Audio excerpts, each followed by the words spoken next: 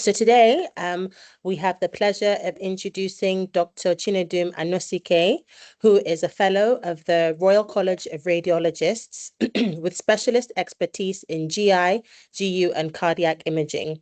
He's trained in the UK with an MSc in medical imaging from the University of Leeds and over a decade of consultant practice.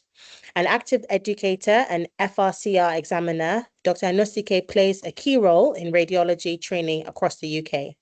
He is also co-founder of Accuread Radiology Nigeria, supporting teleradiology services and MDT tumor boards nationwide. A recognized voice in radiology, he has presented internationally and contributed to multiple publications. So everybody, please join me in giving a virtual round of applause to Dr. Anosike, and you have the floor. Thank you very much, MC, for the kind introduction. Good afternoon, good morning, and good evening, whatever time zone you're logging into. It's a pleasure speaking at this event to sort of highlight the work that radiologists do for MDTs. I've been doing MDTs for over 20 years now, practice both in the UK and in Nigeria, and there has been a lot to learn and still a lot more we are learning as we go on this journey. So it'd be good to look at some of the aspects of radiology practice in MDT and go through them, some of the lessons we've learned and some of the ones we're still learning over the next couple of slides. So I'll start with this slide. I kind of show this in quite a lot of presentations that I do, because to me, it represents what I've experienced in radiology. So in the past, radiologists used to be people who sat in dark rooms, looking at x-rays and only seeing the sun on a weekend. But now we sit in front of fancy computer screens, and we actually have other clinicians talking to us. So we're more sociable now. People want to have our numbers and speak to us because they realize that we are quite central to the delivery of care to their patients. So in the past, the surgeons would just snap at me to show them the images and not tell them what's on there. But now the surgeons are slightly more respectful of what I do. So they ask me, do you think it's resectable? Is that tumor stuck to that vessel? Or is it stuck to the other organ so that I can plan my surgery? So over the years, surgical practice continues to evolve from open laparotomies to minimal access surgery. And in the middle of all of that has sat radiology, because we have to sort of provide a roadmap with which the surgeon's going. These days, we no longer have things like exploratory laparotomies where people just open people up to see what's going on. Most of the imaging modalities we have now will be able to tell you most of what's going on before you go in. We don't say we see 100% of what's going on, because there's still going to be things you see in there that are surprises to us from the imaging side. But now we work as a team, and so we learn off each other, and the benefit is to the patient. So why do MDTs matter, and the role of radiologists in those rapidly increasing MDT numbers? You know for a fact that imaging demand is rising rapidly. We can use Lagos as an example. In 2014, 2015, there was only about 2 MRI scanners in Lagos. Today, we have almost 10 MRI scanners in Victoria Island and Lekki axis alone. So you can see that that's a huge expansion of imaging. The CT scanners have also followed suit, even more than the MRI scanners. We now have PET scans as well on the Lagos Island. The same expansion has happened across the country. So you have a lot more imaging being demanded. In the past, surgeons would come in and the patient would have a tender abdomen and a surgical abdomen. They'd say there's a bit of guarding in the right iliac fossa. They'd take the patient into theater and they'd whip out his appendix. But now they want to do a scan first. Most of the surgeons being trained in the recent years lean quite heavily on imaging. So if you notice, I mentioned the surgeons a lot because we all know that in oncology, for solid tumors, surgical resection remains the mainstay of treatment in terms of achieving curative intent.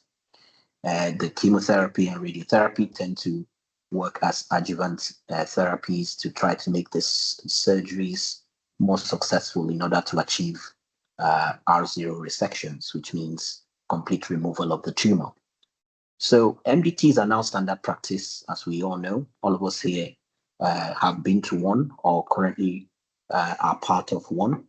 So they are now standard in the management of patients, especially in the oncology setting.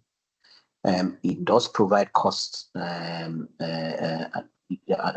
produce cost and efficiency pressures, because a lot of the therapy that is being used to treat patients, some of the chemotherapy, the radiotherapy, a lot of the imaging as well, all cost money. And in an environment where care is delivered with out-of-pocket expenses and there's very basic insurance coverage, it's very important that some of the planning around management of patients is discussed in these MDTs so that you can get a good cost-benefit ratio for the patients.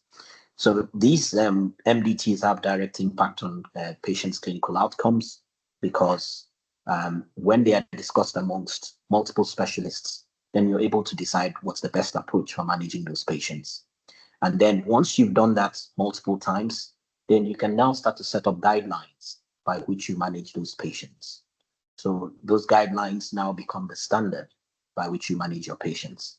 And it's very important to point out that standards vary from place to place. Some standards in America may not necessarily be the standards in the UK or in Canada or in Australia. So a lot of those places have tailored their standards based on the type of pathology they see, the behavior of their patient population, and the outcomes from treatments. For us in Africa, we're still in the process of developing some of those standards to apply to our MDTs for now.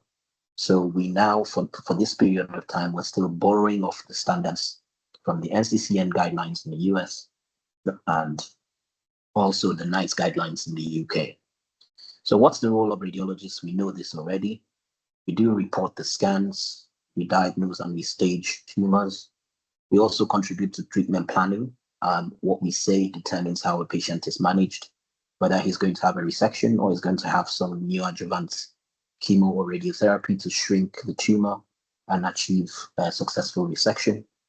We also play a role in the monitoring of treatment response. So when you've given some of your medication to the patient, chemotherapy or radiotherapy, we scan them after an interval to see if it's responded or not. The other key part of what we have expanded into doing over the last 20 to 30 years is in the field of interventional radiology, where we have also provided minimal access procedures that can help to temporize some of the symptoms that patients do, or be able to deliver targeted chemotherapy or radiotherapy to tumor sites in a focal manner. Okay. So what are the good things about what we do in terms of clinical impact? When you discuss patients in MDT, a lot of us who do MDTs, sometimes I report a scan, and then when I go into the MDT and listen to some inputs from the managing clinicians or from the oncologists giving me a bit more information, then I disagree with myself. So I change sometimes what I've said in a report in the setting of an MDT. And this is very important for the for the clinicians to understand that we cannot practice in silos. So radiologists always lean very heavily on the information they get to be able to give you good quality reports. So if we do not get the good information, then we will not give you good quality reports. Also, medicine is dynamic. When you get a new point of view, like some extra clinical information, we'll have to review that imaging from a different light. It's also very important in our environment in Nigeria, where patients are very reticent about giving clinical information. People are very guarded about sharing clinical information. So sometimes it comes out in trickles. And sometimes it also comes out couched in different forms that you have to tease apart some of the language to be able to tell exactly what the patient is trying to convey to you as a clinician.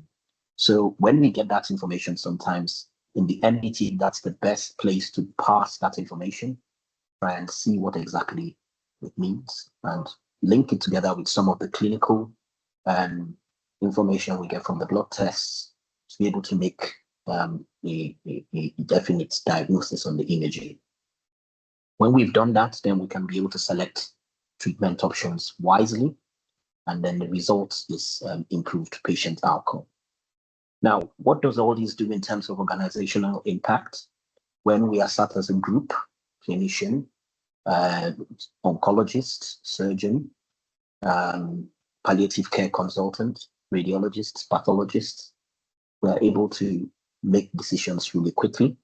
So MDTs should be really fast-paced. If you have all your information in front of you, everyone's able to look at that information, give some input, best management plan is obtained.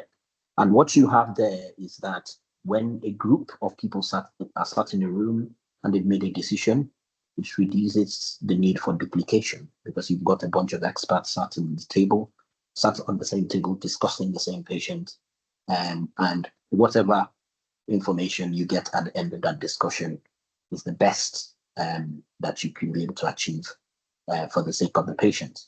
Occasionally in MDTs, it may be that some input is required from somebody outside of the MDT, and if that is the case, that information is sought, and when it's obtained, it's still brought back to the tumor board or MDT to be validated. So in that way, you're able to utilize resources better. If I can sit in a room and give you the radiology opinion on 5 or 6 patients, it's better than giving it to you piecemeal over the week when you stop me on the corridor. I'm able to give you better resourced information. So I'm able to use my time better. I'm also able to communicate better with you as a radiologist because you've given me inputs of good information, and I can give you an output of a good radiology report or opinion. And from that, you can now distill management plans peculiar to your environment, from where you can now start to talk about standardization of management and building decision trees around the management of patients. I'll give you a few instances of where it went well. So look at this mass, 53-year-old patient with epigastric pain, and a mass in the pancreas, head of the pancreas. So that mass is just going to try and play this if it will work. Yeah, so it does work. So if you look at the pancreas, which is the structure here, you can see this is a massively dilated pancreatic duct. And as you come towards the head of the pancreas, you start to see that there is a mass here. So there's a mass, an ill-defined mass in the pancreatic head. So as soon as the surgeon sees that, the first question he's going to ask me is it resectable? So what are the things that make this mass resectable? This vessel here is the SMV, so the superior mesenteric vein. So this mass is free of the superior mesenteric vein, also free of the superior mesenteric artery, and it's also free of the main portal vein. So once I've said that to a surgeon, he'll ask me, is there any metastatic disease? And I say no, and he tells me, good, the patient needs a Whipple's operation. So this was a T3 tumor of the pancreatic head in this lucky patient, and he had a Whipple's, and that was because we were able to determine from the imaging that it was resectable. So that's what the usefulness of the MDT is. In that sort of MDT as well, there will be a conversation where the oncologist will ask, should we give this patient some chemotherapy so that we can shrink the mass down and give the surgeon the best chance of obtaining an R0 resection? And that's what happened here. In this other case, patient again had a tumor in the pancreatic body.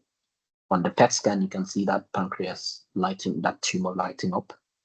The patient had some chemotherapy, but based on the decision of the MDT, and you can see what the result was post 6 cycles of neoadjuvant FOLFIRINOX chemotherapy. You can see that the mass is no longer avid on PET. So now we know that there has been both metabolic response as well as anatomical response. So the surgeon was then confident to go and do a repulse in this patient, and the patient did very well post-surgery. So that's the utility of MDTs.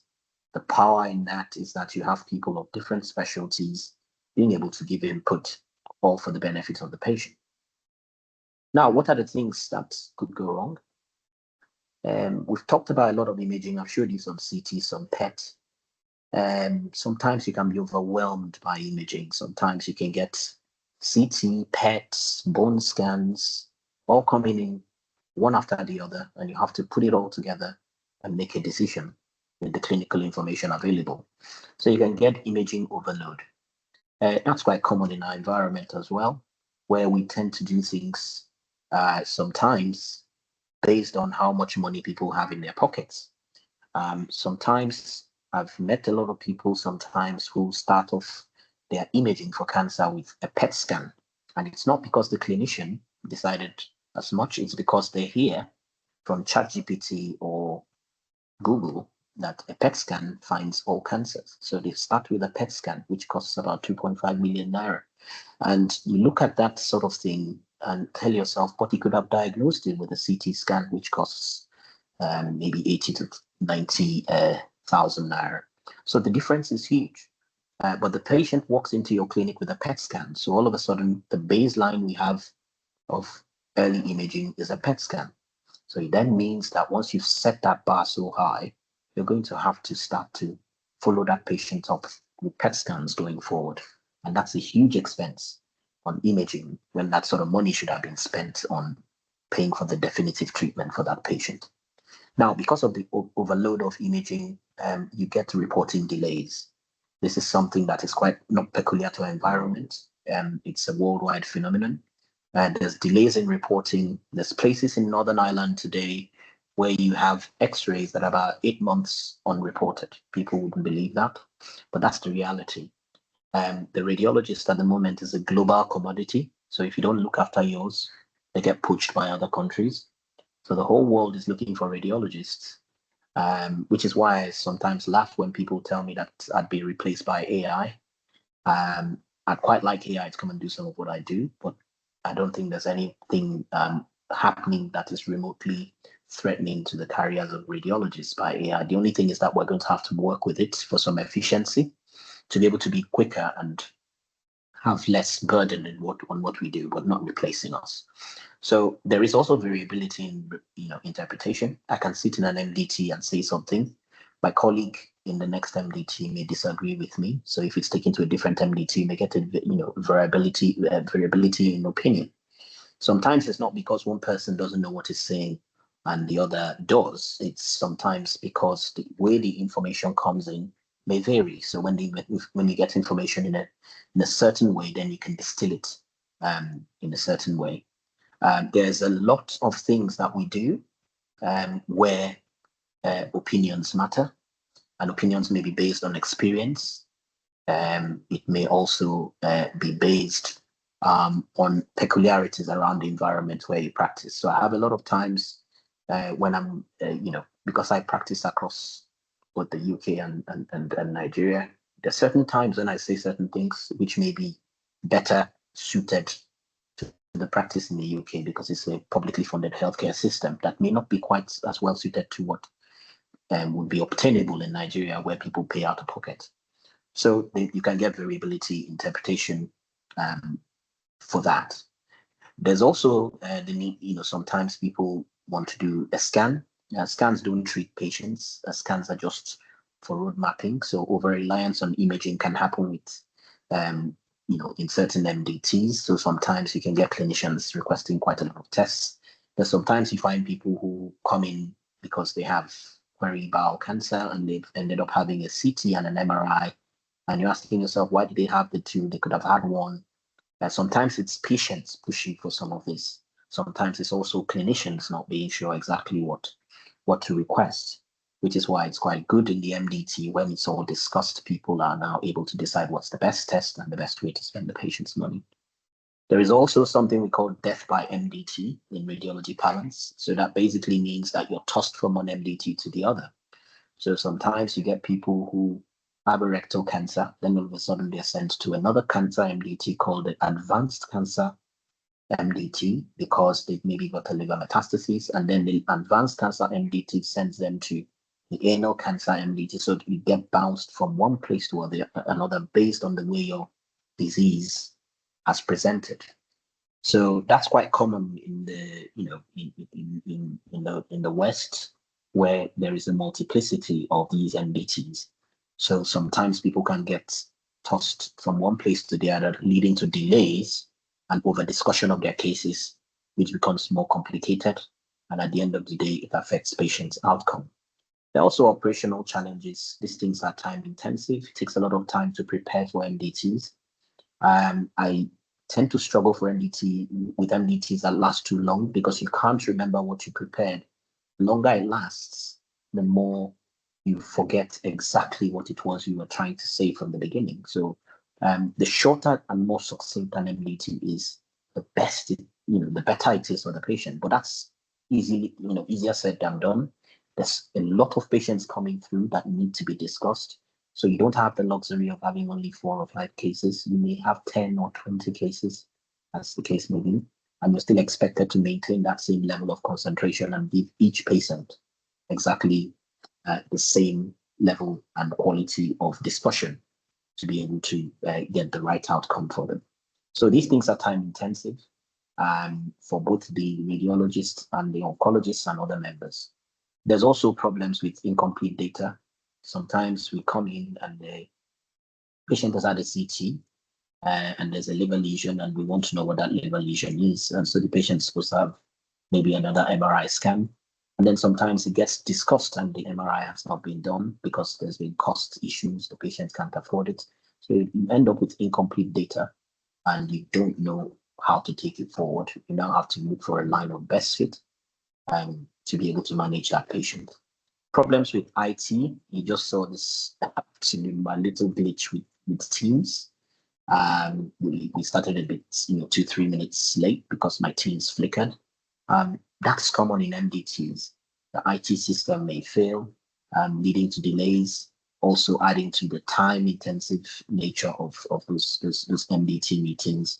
So system gaps, sometimes you may not be able to access patients' electronic medical records to be able to get information, to be able to make it, a good decision on those patients.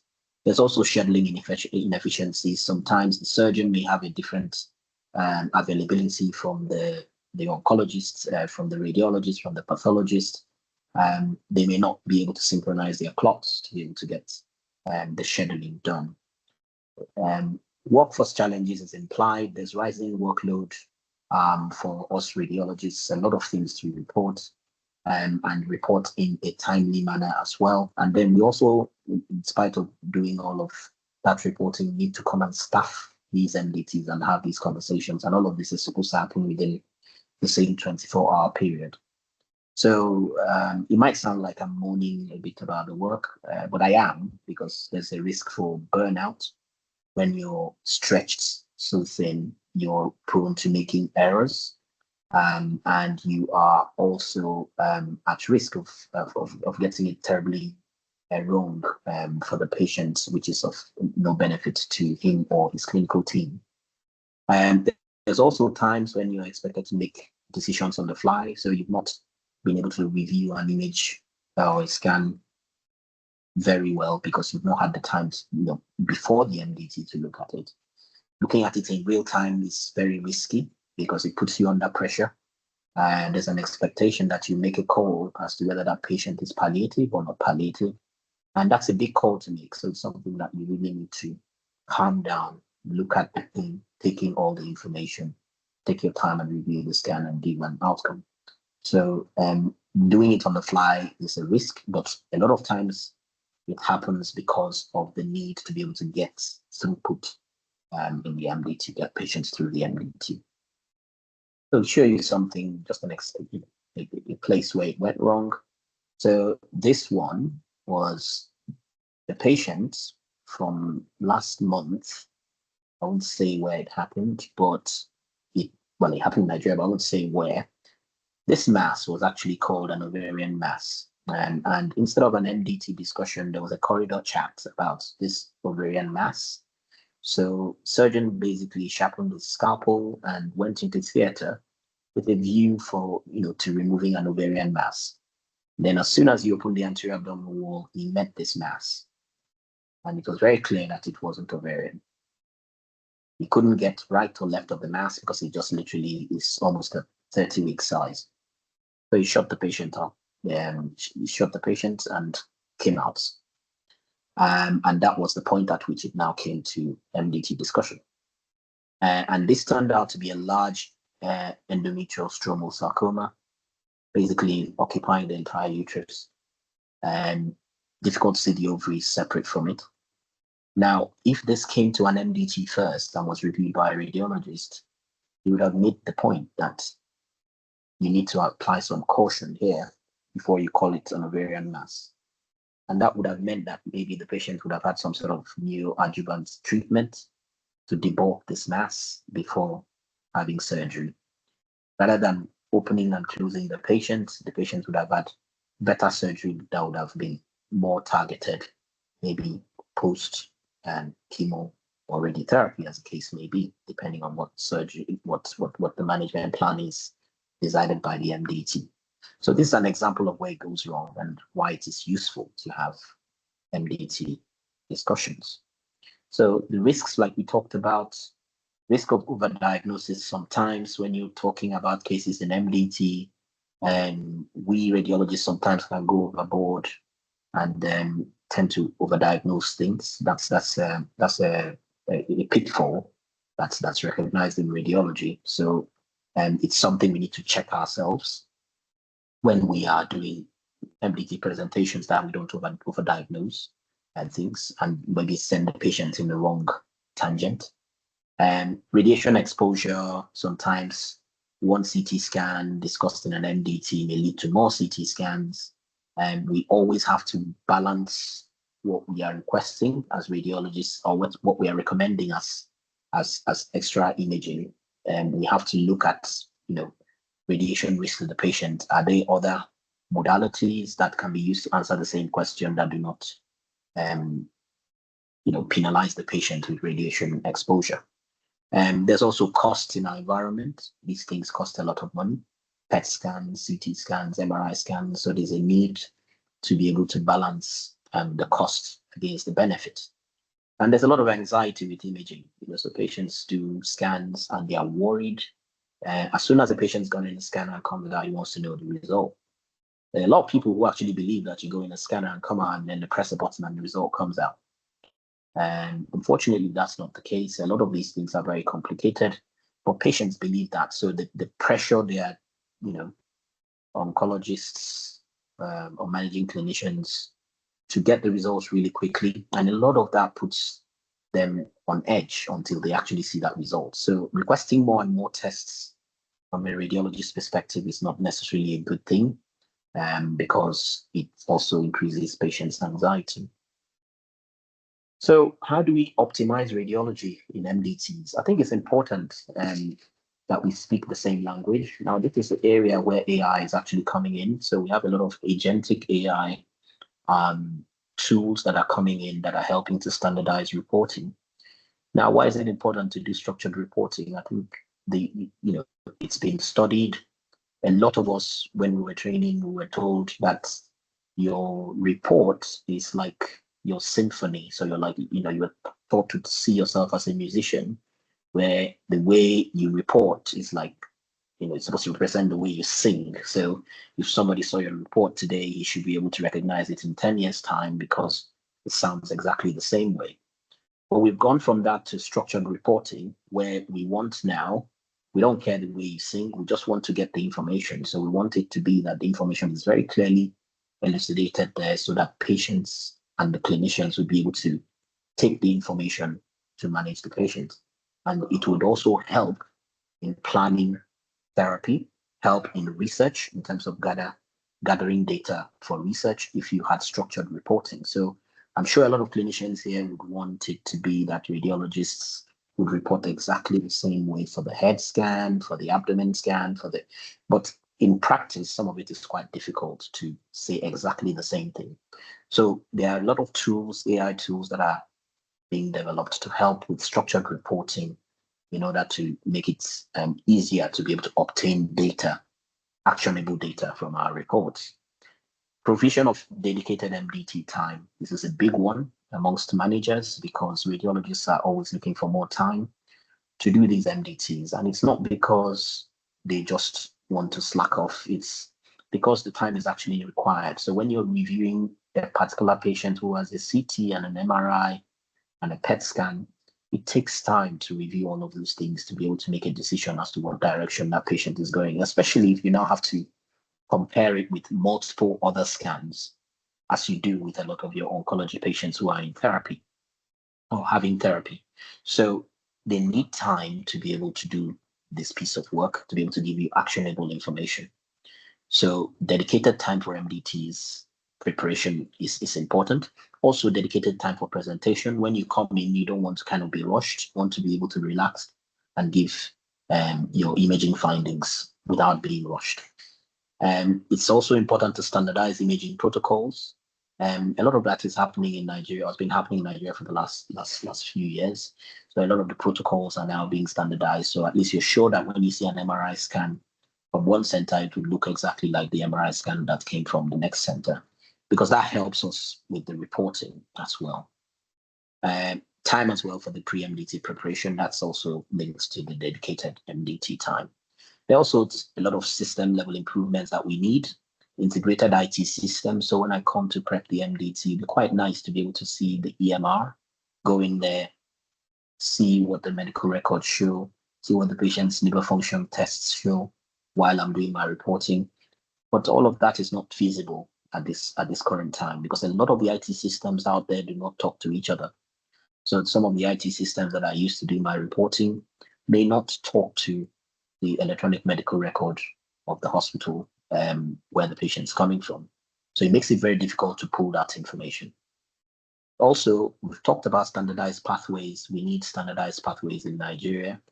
There are a lot of standardized pathways in the world, but a lot of them are tailored to the realities of the environment where some of those cancers are being managed.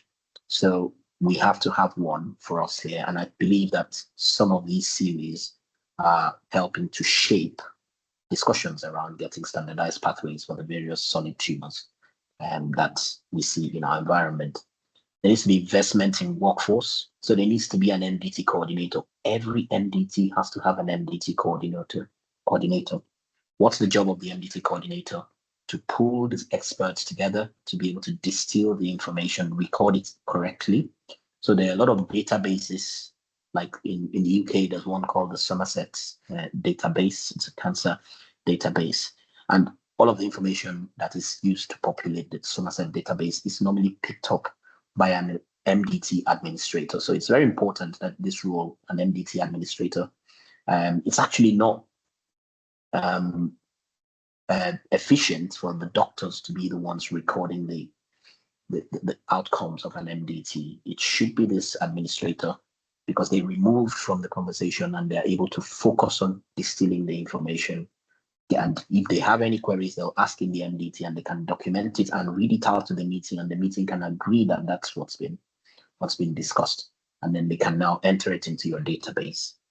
And there needs to also be better coordination among all of the members of the MDT, including the doctors, as well as, the radiologists, as well as the surgeons and the oncologists, pathologists, and nurse practitioners. Everybody else who's in the meeting need to coordinate. We talked about AI helping with the reporting. That helps us with structured reporting. A lot of those things are coming into practice more and more. Workflow automation, these are all things related to some of the things we do in radiology. Decision support tools, that's like having a decision tree, where all of a sudden, if the patient has A, B, and C, you push him into D, because that's what the decision support tool says. So it makes the MDTs go a lot quicker. And a lot of these decision support tools are already built into some IT systems. So technology can be used in that way to improve efficiency of the MDT. Data integration, already that's a big problem in Nigeria. So There may be imaging centers down the road, but imaging obtained from one center, you find it difficult to see it in the other center. So if the patient has a scan in Enugu today, tomorrow he might have a follow-on scan in Abuja, and the two are not close. So basically, it makes it very difficult to be able to get complete data to be able to make decisions. Okay. So in the future, directions rounding up, radiology should be seen as clinical partners. So when I was coming to radiology, it was called diagnostic radiology. Now it is called clinical radiology. And that's just to sort of make the point that we are also clinicians and not just people who sit in dark rooms. We can have clinical conversations and we can improve the outcomes for patients in a lot of these MDTs. And personalized imaging pathways are coming. People are talking about a lot of genetic screening as part of the pathway. There are also imaging markers that are being picked up. So there's something in radiology called radiomics. So radiomics is based on big data. So basically, we're feeding a lot of information into large language models and deep learning platforms. And they are basically bringing up models that mean that two CT scans may not look exactly the same, even though grossly they might look the same, but the computers are starting to pick out differences that are not obvious to the human eye. And that's the field called radiomics. It is believed that a lot of the things that these computers are picking up will be able to influence patient management in the future. Information should be data-driven. We talked about the Somerset platform, so that's a way of actually gathering information that will help your future decisions be data-driven. And it's also important to audit your work regularly, which we try to do as radiologists. We try to do some peer review of what we do. And the MDT is a very good opportunity to peer review a lot of the work my colleagues do. Because I can see their reports, I can look at what they've said, and I can decide if I agree with them or not. And that helps to improve quality.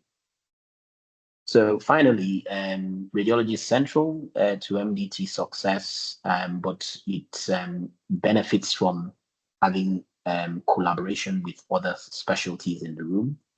And as much as it's a powerful tool, it's only as effective as the system supporting it. Thank you very much for your attention, and I'll take questions if you've got any. Thank you very much, Dr. Anosike, for that very insightful talk.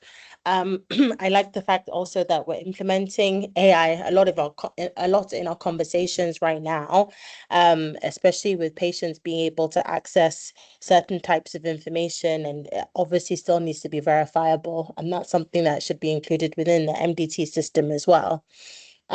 So as you can see on the screens for the participants who've joined, we have a quiz and for you to be able to access your certificate of attendance and also gain your CME credits.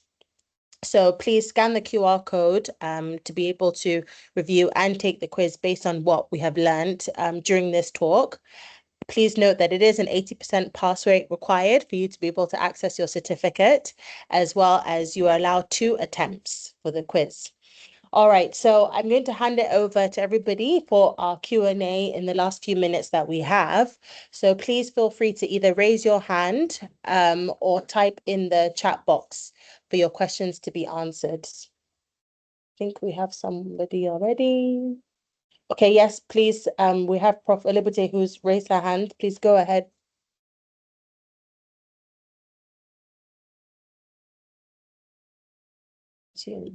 Okay, sorry.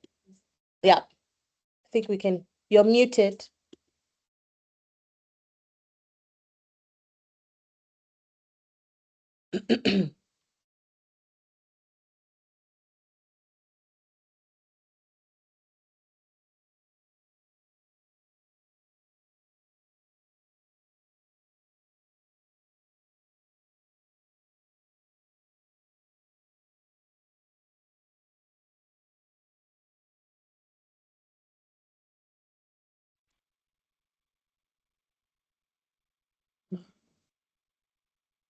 Uh-uh. Are you able to unmute your mic? No. Oh dear. I'll give control back to you, see if you can. Yes, she should be able to. I've allowed her microphone.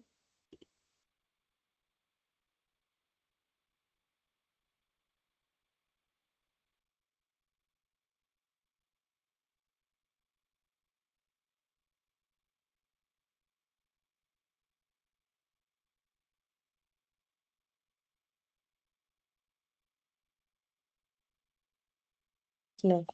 Are you able to unmute now? Yes, I am now. There was a problem before. Great. It was just Yeah. first of all, just to say a huge thank you to Dr. Anosike. And you know, it was really, really lovely, very well presented topic. But I think I think we should obviously very humble, and I think we cannot overemphasize the amount of support that you and your team have given in trying to establish a clinical practice of sort of international standards.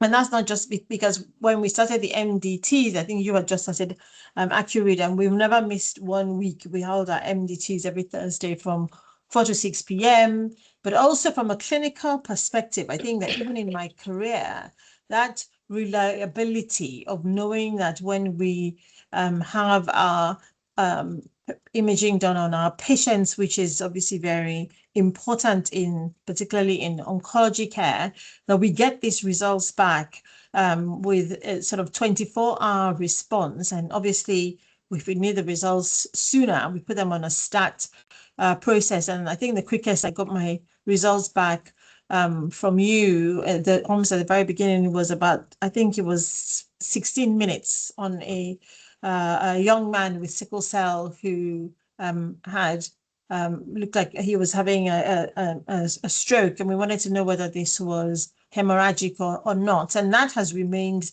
the same over the last 5 years or so. So I just felt that the audience needs to understand that in as much as you're saying that, you know, obviously MDT is as good as the setup, but it's also from our clinical practices been incredible to have this reliable system to look at our results. I think what I look forward to going forward is the opportunity to do more research now based on the amount of work and the data that we've acquired over these years. So thank you very much for all the support and of course for the talk today. And I'll leave the floor for other people to ask questions. Thank you. Thank you.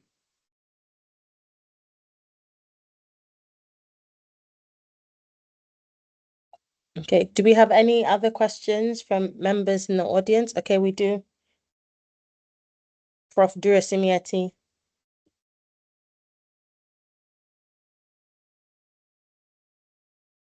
Yeah, thank you very much. I hope you can hear me. Yes. Yes, oh, we can, thank God sir. for that. Thank you. Thank you very much, Dr. Anosike, for your very brilliant presentation, emphasizing the role of MDTs. And thank you for your contribution also to our MDTs at Marcelle Ruth.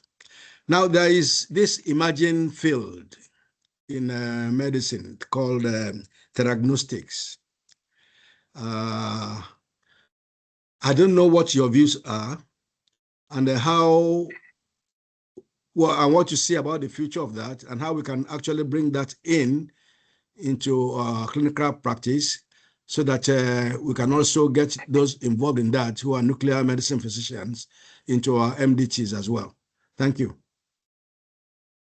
Thank you very much, Prof, for that question. So, I mean, theranostics is precision medicine related, targeting particular cancers, and oncology has gone very far in terms of you guys in the field of oncology have gone very far in terms of trying to get those molecules that precisely targets the tumors where they are. Imaging, I think, is lagging a bit, but imaging is slowly catching up. So I remember that I think it's about 15 or more years ago when I went No, it's about almost 20 years when I went to a talk, and we're told that in the next 10 years, we would not be doing imaging the way we did it, that it would all be down to molecular imaging, because that's where the theranostics would imaging would play a part in theranostics, because obviously when we're doing the imaging, we'll be able to make the imaging targets those therapies that have gone to those particular cells and all of that. So it's more of molecular imaging.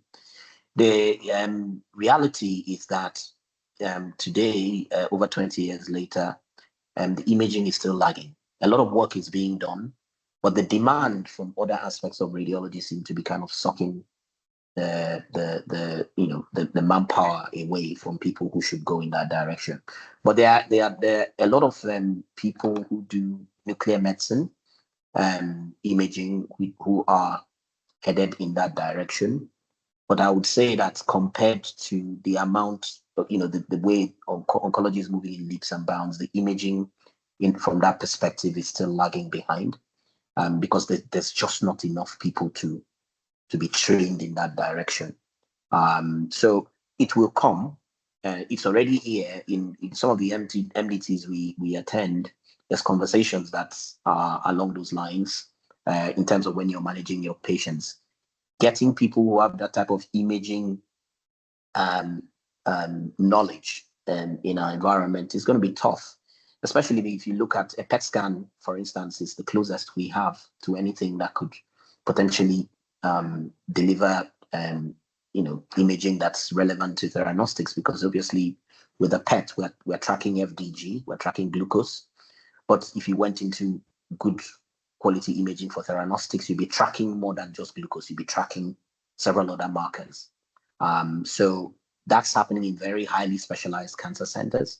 And there's no reason why it couldn't happen everywhere else, but you require the manpower, the skill set, and also the equipment to back it up, which at the moment in our environment in Nigeria, we just don't have enough of.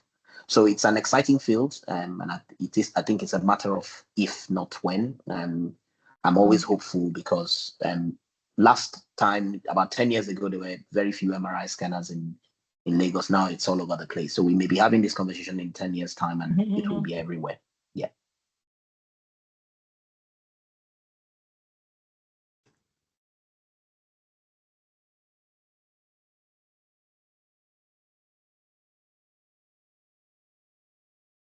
Okay, I don't think we have any other questions, but if you do, please. Oh, wait, no, sorry, there's another one now. And I think this will be the last question of the call. So, Mr. Yusuf, please go ahead. You're muted at the moment. Hello. Okay, so we Yeah, can good hear you. evening, everyone. Thank you so much, Dr. Anosike. Thank you for this very concise and insightful talk. So I have just two questions. One is, considering the fact that you have quite a large burden of patients to review over 1 week and just Thursday. So how do we ensure that patient or the residents in training are carried along during these MDT reviews? That's one. And secondly, one of the challenges you mentioned is burnout. So what are the measures in place to mitigate this challenge? Because you see a lot of things, especially staging. Once you miss staging in a patient, then there's a lot of problem. Whatever you're doing, it's just like you're doing it wrongly. The management is actually now biased already once you miss staging. So how do you ensure the measures to mitigate this challenge? Thank you so much. Thank you for that question. So burnout, I'll start with the second one first. This is where I think AI will be useful. So we already have a lot of AI software that are helping in diagnostics. They're not yet fully developed. Some of them are still at the level, very rudimentary for like mammography. There's a lot of AI application, chest x-rays. But the CT scan and MRI scan, those are very complicated things. So the AI models and deep learning models are still They're working on it, but they're not quite there yet. So some of those things, what do they do?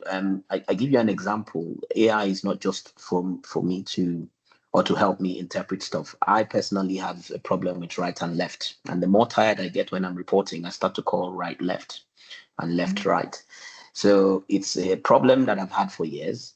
But there are softwares now, dictation softwares, that literally highlight on my report when I've said left somewhere and right somewhere. So I then draws my eye into it and I go in and correct it. And that's huge for you, because ultimately it may make the difference between you removing the wrong kidney versus not removing it. So that's a huge improvement in my work. So it means I don't stress too much about some of the errors I might make. The other thing is burnout. The only key to burnout, apart from the technology helping us, is to train more radiologists and train more radiologists, and also keep them, retain them in country.